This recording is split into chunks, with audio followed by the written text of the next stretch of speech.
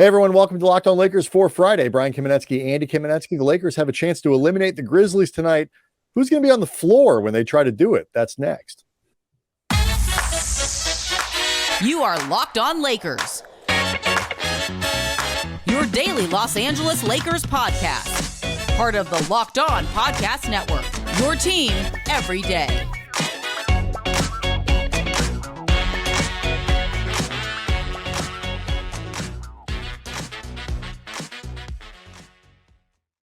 Thanks to everybody for making Locked On Lakers first listen of every day, Monday through Friday. No matter how or where you get your podcasts, it's always going to be free. It's never going to be behind a paywall. And Locked On Lakers on YouTube is where you can go to hang out with upwards of 16,000 subscribers to that channel. Lakers fans, NBA fans, all talking basketball, talking Lakers, talking playoffs, talking Game 6, and talking about my daughter's room, which is where I'm shooting tonight's show. Explains all the pink. And rainbows. This is a big game tonight, Andy Kamenetsky. Game 6, the Lakers clearly have no interest in going back to Memphis for a Game 7. There is no Game 8.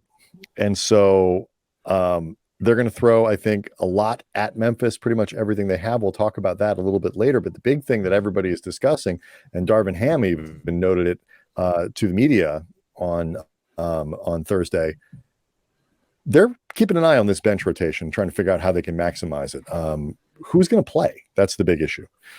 Yeah, and obviously, like you said, you want to try to put this thing to bed. So I think Darvin will probably be, or at least I would hope he's going to be more exacting and in certain respects less patient with some shortcomings from certain players on the court, or I would argue some shortcomings when it comes to his own patience with shortcomings on the court, because we've reached a point now where, in particular, the moments where AD has been off the court have been nothing short of a train wreck. I was listening to the Low Post podcast, Zach Lowe's podcast, earlier today, and he had a stat: the 51 minutes that AD has been off the floor, they are minus 33.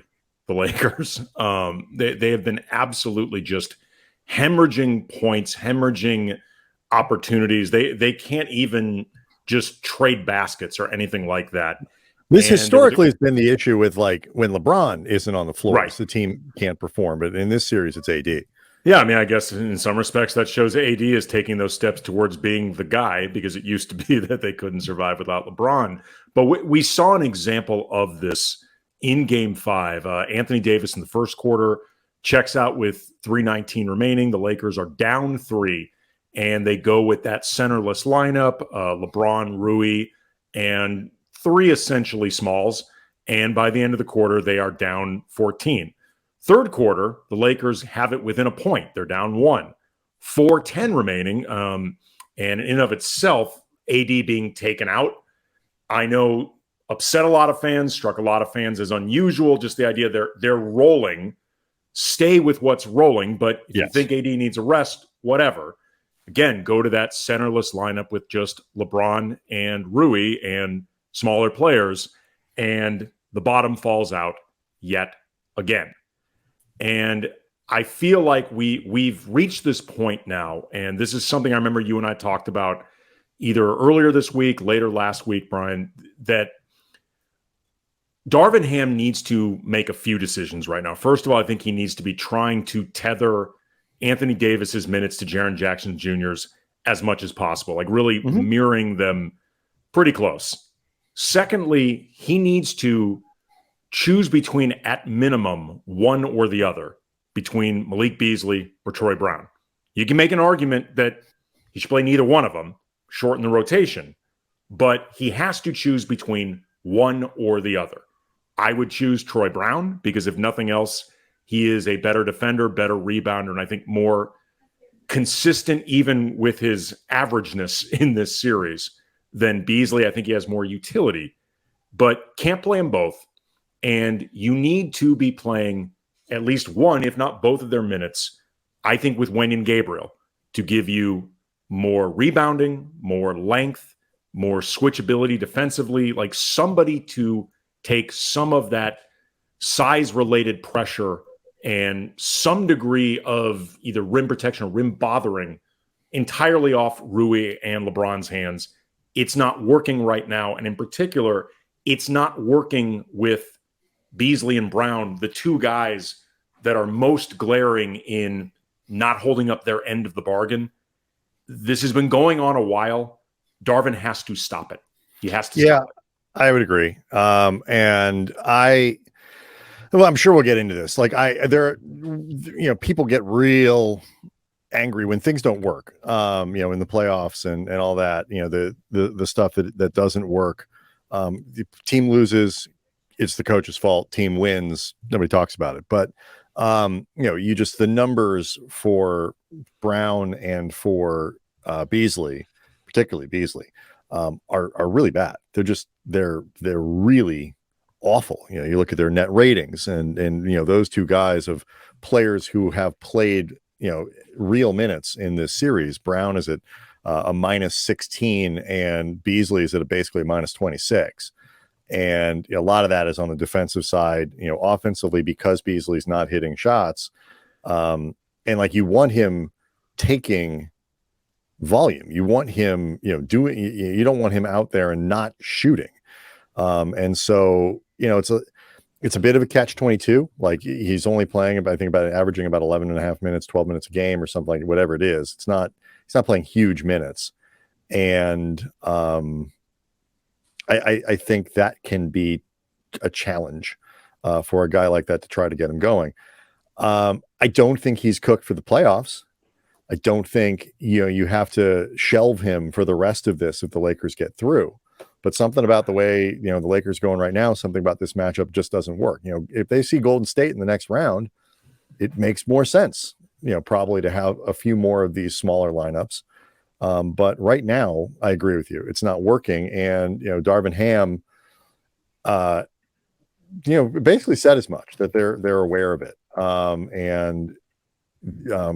Jovan Buha, this report that Darvin Ham said a big chunk of his coaching meeting on Thursday was focused on the team's rotation and figuring out better ways to maximize bench units. So you talked about Wenyen, and I think that's a perfectly reasonable way to go. The other two names that people talk about all the time are Lonnie Walker and Mo Bamba. I have thoughts. What are yours? Mo Bamba, I don't consider an option. He has not played with this team enough, to be thrown into this high leverage of a situation. Frankly, I don't think Mo Bamba addresses the issues that are really hurting them right now. He is not a physical player. And I think the physicality in this series against Memphis, one of the most physical teams in the league, I don't think Bamba really helps that much. I also just think he's not even that great a rebounder for his size. No, he's not. And honestly, I think in a lot of ways it's unfair to throw Bamba into this situation. And it's through no fault of Mo's, really, that he's not playing. It was clear when he first came on, they were looking to play him. He immediately got Wenyen's minutes in the beginning, even though Wenyen had done nothing to really take himself out of his role. But they wanted to play Bamba. But he missed too much time. He's played 80 minutes with this team. It's just not enough, I think, for this important of a situation. I mean, if you're asking me right now, would I play Lonnie over Malik Beasley? The answer is yes, I would. Because I think you mentioned before Beasley's a catch-22. That is true to some degree, but I also think it's an unsolvable catch-22 because Beasley's a guy that the way he's most ideal is volume shooting because he's streaky. So you have to allow time for the streaks and the ebbs and the flows and the ups and the downs. Well, yeah, I mean, just enough to allow for the credibility that brings the kind of spacing that makes you want to play Malik Beasley beyond his own ability to shoot, his impact on defenses. Right. But in order to really make that work with a volume shooter, Beasley has to play 20 minutes a game. He either has to play 20 minutes a game or not play at all. But playing Malik Beasley 10 minutes of the game is the worst of all worlds because you're not going to get him in his wheelhouse, particularly if you're not running a damn thing for him, but you're not getting him in his wheelhouse and he's not offering you anything else. So it's basically 10 to 12 minutes of kind of just taking up space. And that sounds harsher against Malik than I mean it. In a lot of ways, I don't even think this is all about him. I think it's some him, but it's not all him. But he doesn't fit right now in a way that I think best maximizes him. And he doesn't justify playing 20 minutes a game. Lot to keep talking about with both of those guys, because I have some thoughts about Lonnie. I've got some thoughts about Mo, and I also have some thoughts about this game 6 and what LeBron James is trying to do in the playoffs generally. We'll get into all of those things, Andy, next.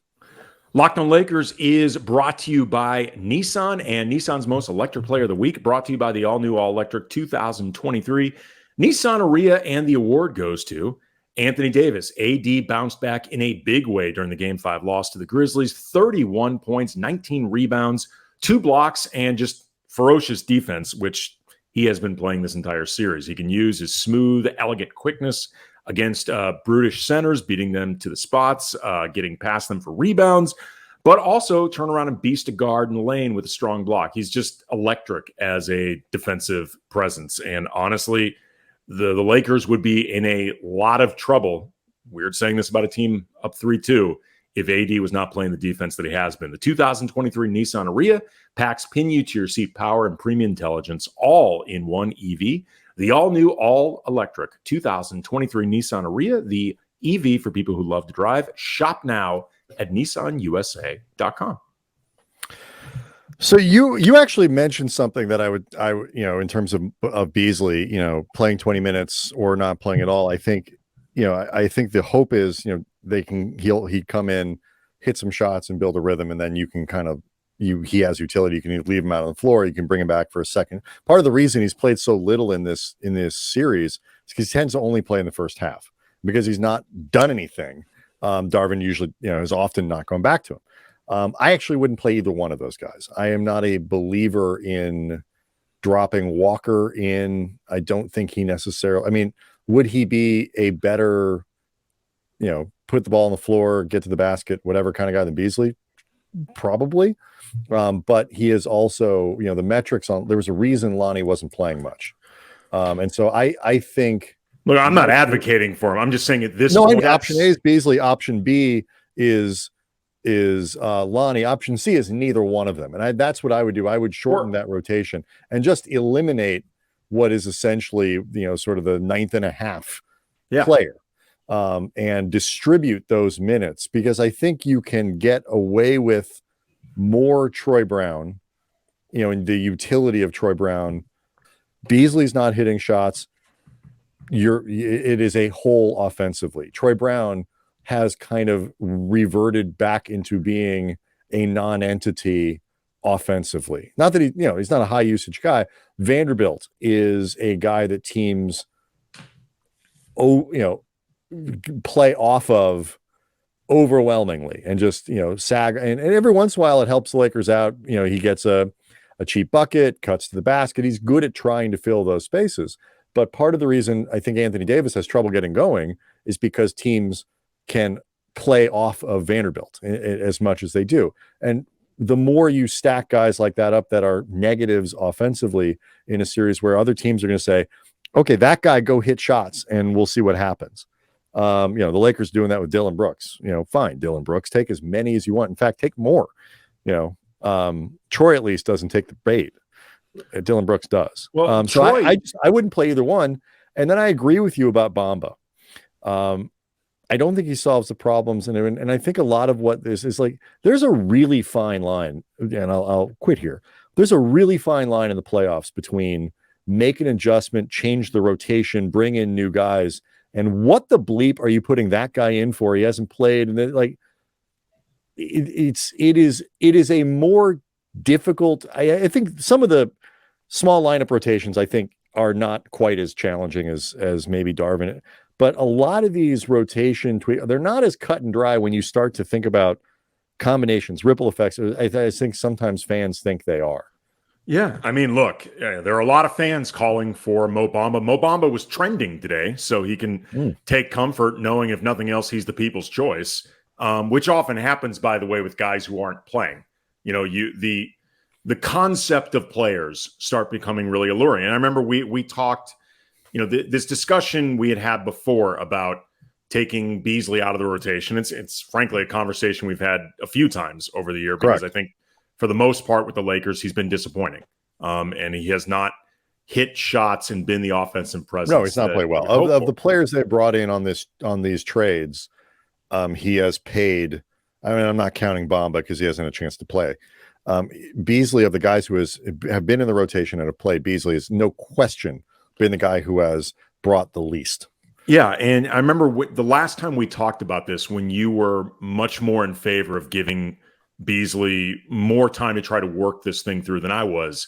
One of the things you brought up was the idea that just the concept of Malik Beasley and what he can be for this team was something that you thought was worth staying out, and worth trying to see through because of the potential effect. And I understand what you mean, and I don't think you're wrong in what you were looking for. But I think at this point, the problem they've had, this made me think about this just because we were talking about like the concept of Mo Bamba.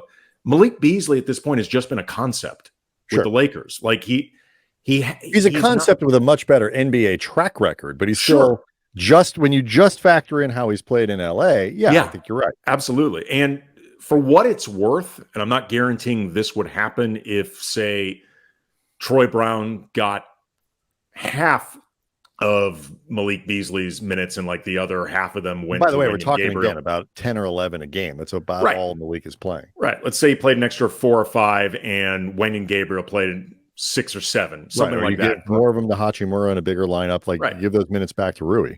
For what it's worth, though, over the year, there has been a pattern with the more Troy Brown plays, the better he tends to shoot. Like he is somebody that, he can hit threes, but he's not JJ Redick. Like he's not somebody or Luke Kennard. He's not somebody you can just send out there, say, spot up, make it happen. Like he's not that guy. No, and in a playoff context, he's not. I mean, he might take and make a couple like, "Ooh, Troy Brown with some shots you didn't expect," but that's not in a playoff atmosphere and play against playoff defenses. But like you mentioned, somebody like Kennard, that's Beasley. Like for the Lakers, that was what he's not as good at it. I'm not. Yeah, I disagree. Kennard is so much of a better. Beasley's a good shooter. Kennard is a great shooter. Like but in terms of the role, in terms of what the impact on a defense is supposed to be, that is the slot that is filled by Malik Beasley. And part of the reason that I think, and look, I think Game 6 is different than the Lakers advance and play another round or 2 rounds or whatever. Like each one of these series is different. Yeah. I'm not itching for Malik Beasley to get on the floor in game 6. If the Lakers get through and you start again in Game 1 and Golden State, look, they win on they go up 3-2 with Game 6 at home. You'd certainly favor them at this point in the series. But I'd be okay perhaps with Beasley getting back out there in Game 1 of a second round, because the Lakers offense is not good. I mean, and the defense has been, for the most part, the defense in the series has been outstanding. And so they really need to figure out a way to juice their outside shooting, because it's been terrible. Like they're 3 games in a row under 30% from 3-point range. And the game where they were above 30%, they were at 33, which is not exactly good. And so that's part, like their inability to play well in a half court and hit shots and is part of the reason that I think that they're struggling. And so, I mean, honestly, he's part of the problem. He's part of it, but there are guys in the rotation that are hitting 3-pointers. Russell has been competent, if nothing else. Reeves has been very good. Hachimura, well above his average, but he's been good. It's being dragged down a lot by LeBron. LeBron is leading the league. I mean, leading the team in threes per game, and he's shooting under 17%. Like, some of these percentages are honestly getting dragged down by LeBron. Better spacing would make it a little easier for LeBron to put. I think you're making a good point.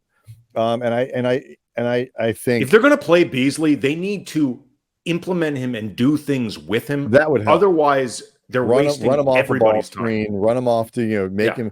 But I mean, I think part of the problem is too right now. Memphis is just I wouldn't be spending a lot of time guarding and shading my defense to make sure I'm closing out on Beasley. I'd make him hit 3 or 4 threes. I mean, but then that truly right. And so that's what I'm saying. You can sit him down for game 6. Again, but I wouldn't. I would take those 11 minutes and I would distribute them to 3 or 4 more minutes for Hachimura. Gabriel plays. Gabriel maybe it's a little more Troy Brown. Cannot emphasize this enough. In those no center lineups, they need to put Gabriel out there.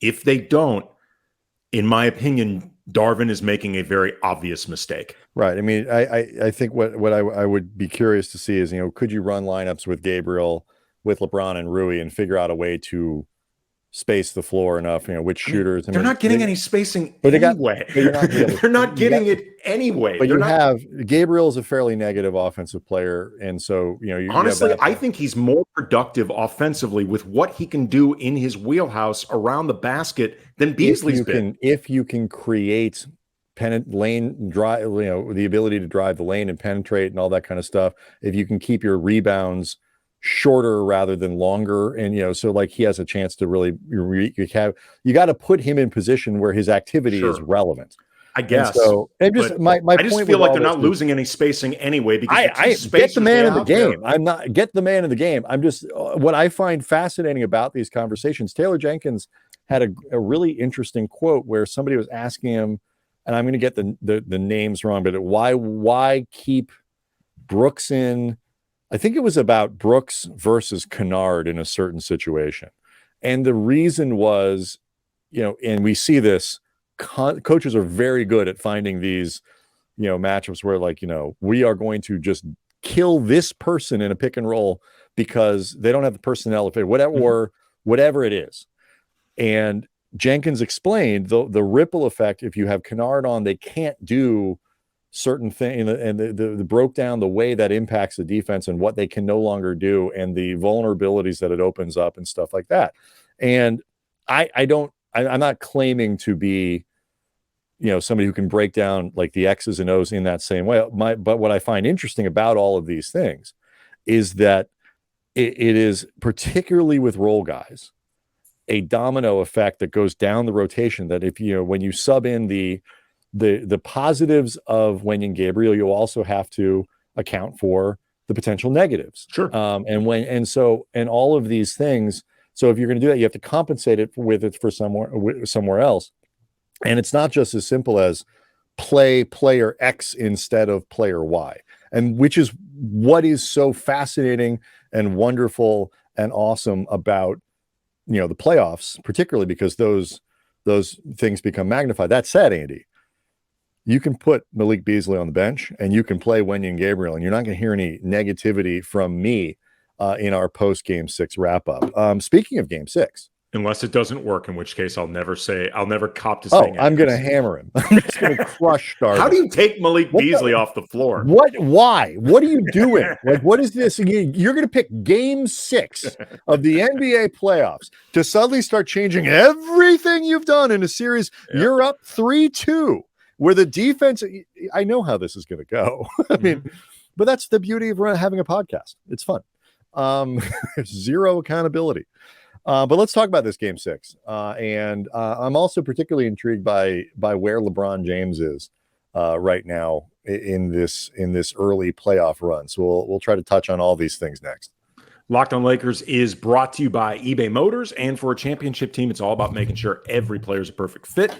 It's the same when it comes to your vehicle. Every part needs to fit just right. So the next time you need parts and accessories, head to eBay Motors. With eBay Guaranteed Fit, you can make sure every part you need fits right the first time around. Just add your ride to My Garage and then look for the green check to know the part that will fit, or you get your money back. And just like in sports, confidence is the name of the game when you shop on eBay Motors. And with over 122 million parts to choose from, you will be back in the game in no time. After all, it's easy to bring home a win when the right parts are guaranteed. So get the right parts, the right fit, and the right prices on ebaymotors.com. Let's ride.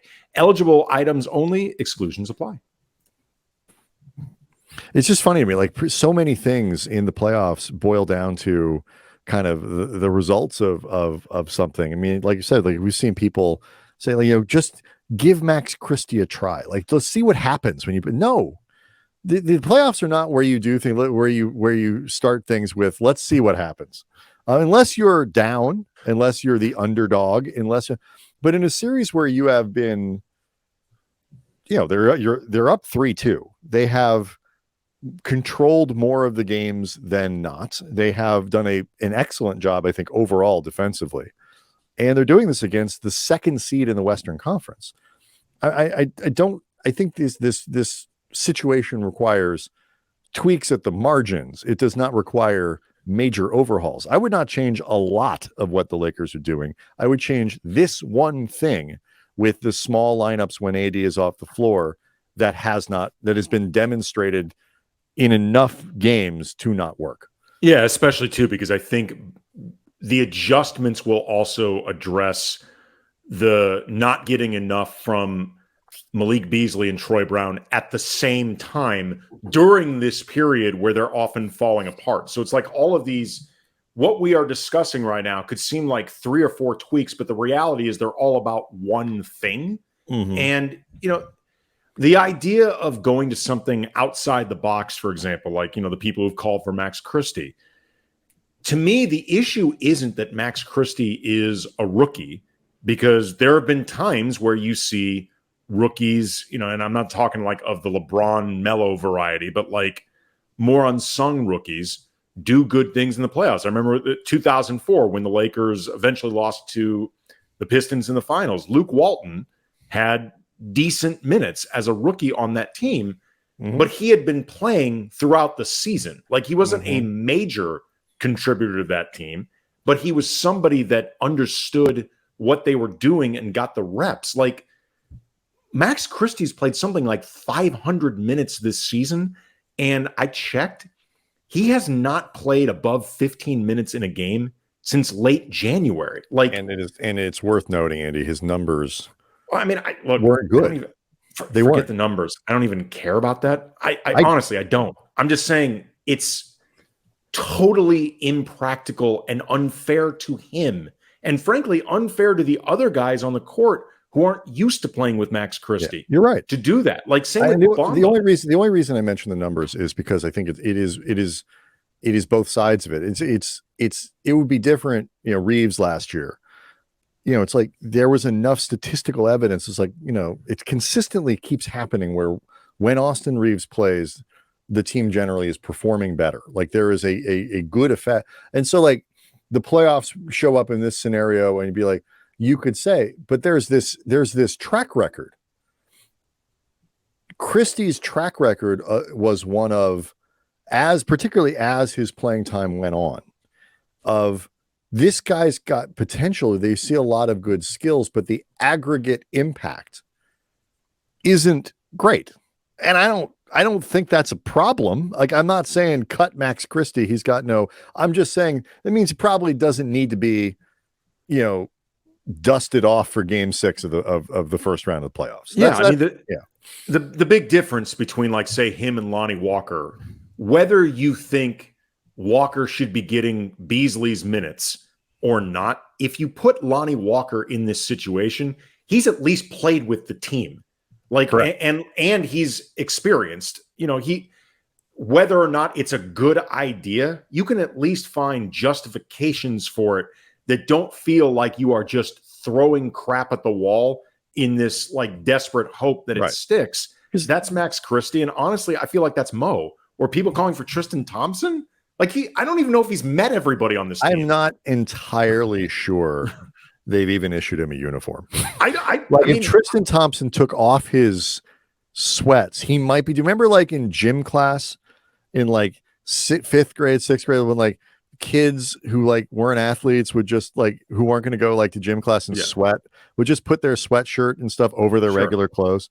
I think Tristan Thompson might be wearing street clothes under his warm-up.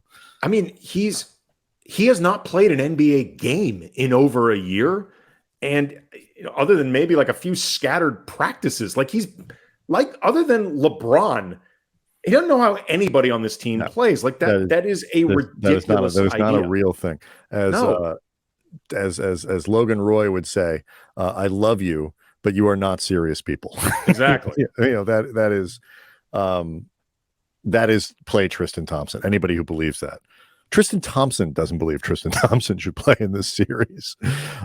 Quick word on the crowd here and the game and the atmosphere and all that. I mean, like, I know you had in your notes, like the Lakers going into this game, if any game where you play on the road is in the playoffs, the object is to try to neutralize the crowd early, figure out a way to get them feeling nervous, to get them to sit down, whatever it is.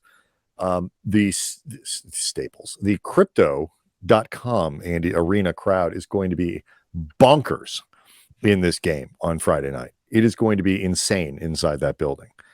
And the Lakers need to make sure, and it's going to ebb and flow, and they're going to go on a run. Memphis will, and they'll hit some shots and whatever.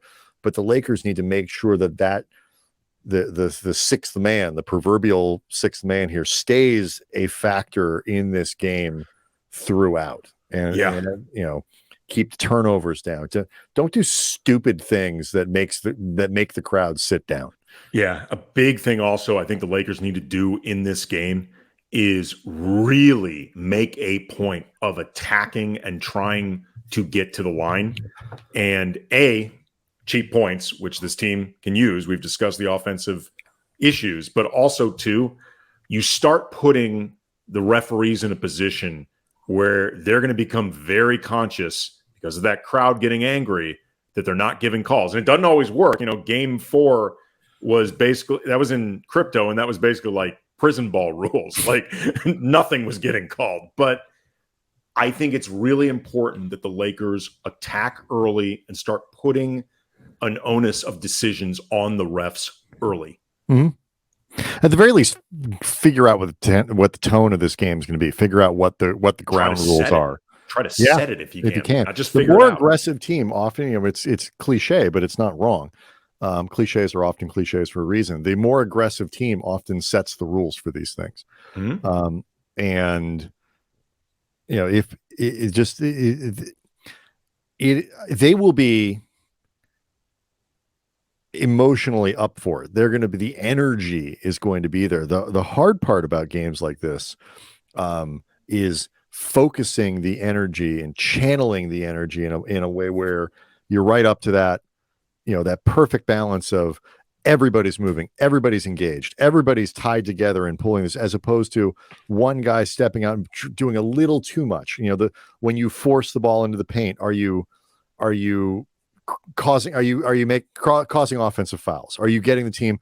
D'Lo does this sometimes. Schroeder does this a lot. Reeves, I think, when he's at his worst, gets into this too, where you're going into the lane and you're really not trying to score. You're trying to get fouled, right?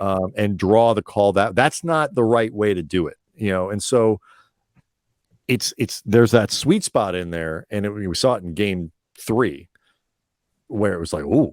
Okay, everybody's moving. The defense is active. I mean, I expect Anthony Davis to make 2 or 3 plays at the beginning of this game that give the Lakers the opportunity to get out and run, get a big dunk from LeBron,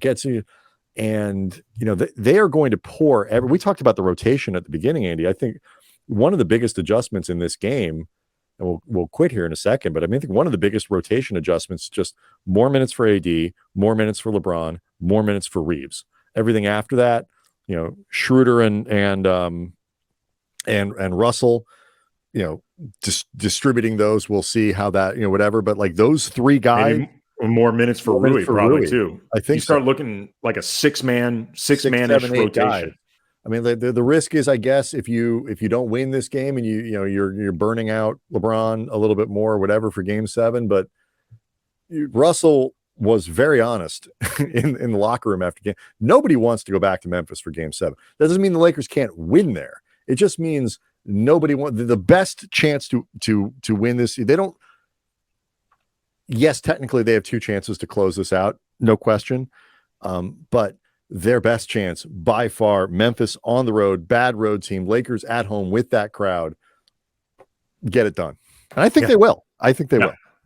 I mean, bottom line to me before we go, just I understand the idea of worrying about them being gassed for game 7, but if fatigue is already such a concern in round 1, bad news is this team ain't going anywhere long term. Well, I'm just being honest. That actually gets to one of the things I wanted for the everydayers as we have off days, hopefully between rounds, Andy. And everybody, the everydayers and even the non-everydayers, I think we can check back in on Saturday because obviously we'll do a little post-game show. But it's one of the things that I think is just so fascinating about LeBron and what hopefully will be an extended playoff run. We'll talk a lot more about that. Locked On Lakers on YouTube is where you can go to see the show and participate and hang out with hopefully a bunch of really happy Lakers fans over the weekend. And we appreciate everybody's support, and we will see everybody on Saturday.